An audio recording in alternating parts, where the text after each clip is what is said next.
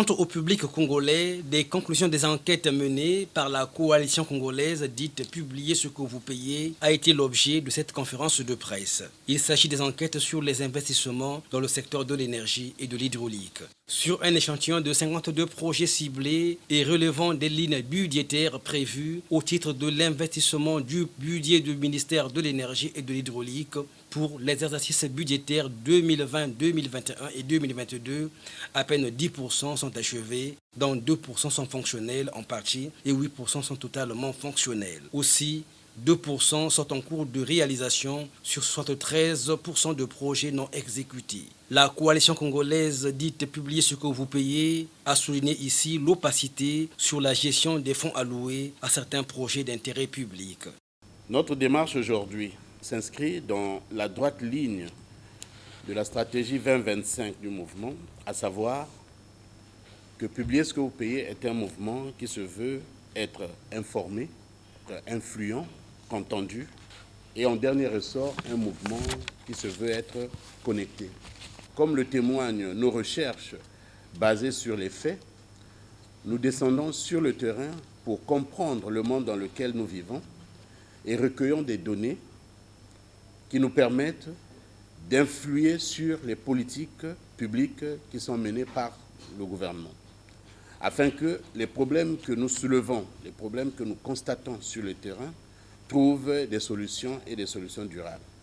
Ce qui très clairement laisse entendre que, une fois que nous proposons ces solutions, nous sommes entendus.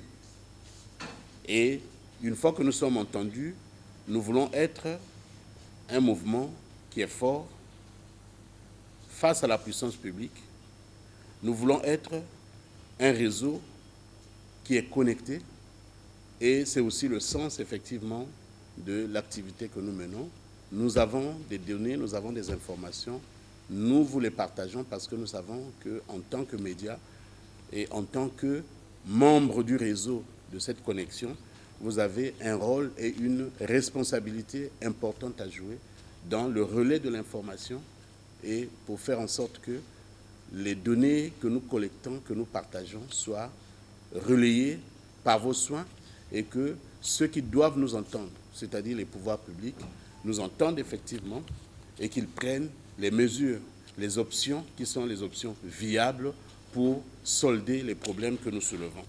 Et se focalisant sur l'enquête menée sur près de 1731 abonnés de l'énergie électrique du Congo, la coalition congolaise a souligné que l'accès à l'électricité de qualité demeure encore un mythe pour certains Congolais. Ici, l'on a souligné la sous-exécution des budgets de 2020, 2021 et 2023. L'électricité et l'eau étant des conditions sine qua non au développement de toute nation, le renforcement de l'efficacité et l'efficience des dépenses engagées dans le secteur de l'hydraulique et de l'énergie nécessite une action urgente du gouvernement, d'où cette exhortation. Pour l'étude qui nous concerne ici, de l'eau et l'électricité, nous avons ciblé 10 départements. Dans ces départements, 13 localités ont été concernées par les projets de notre échantillon. Alors, dans le secteur de l'énergie, nous avons ciblé 28 projets. Dans le secteur de l'hydraulique, 24. Donc, sur les 28 projets suivis, nous avons 58% du secteur de l'énergie et 24 qui représentent 42, celui qui représente le secteur de l'hydraulique. Nous avons donc 4 catégories, puisque nous avons dans notre exercice de suivi 7 catégories qui déterminent le niveau d'exécution des projets. Et ici, pour l'exercice, le ministère n'a pu atteindre que 4 catégories. Donc, les projets ont été classés dans 4 catégories. La première, il s'agissait des projets achevés et fonctionnels en partie, qu'on a pu identifier. Et là, c'est un projet.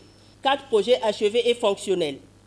Nous avons un projet en cours, 38 projets non exécutés, 8 projets dont l'information n'a pas pu être livrée. Pas du tout satisfaisante pour 449 abonnés. Très satisfaisante pour 47 seulement. Appréciation de la qualité de l'eau. Peu satisfaisante pour 407 abonnés.